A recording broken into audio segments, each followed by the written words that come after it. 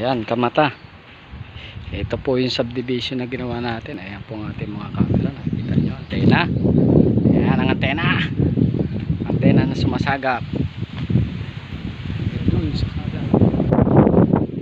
Marami po yan, Kamata. Nandito lang tayo sa isang side papunta ng clubhouse. Kasi papunta na tayo kay PM para magpasign ng mga documents at saka ng service report. Natapos na natin ang ating trabaho.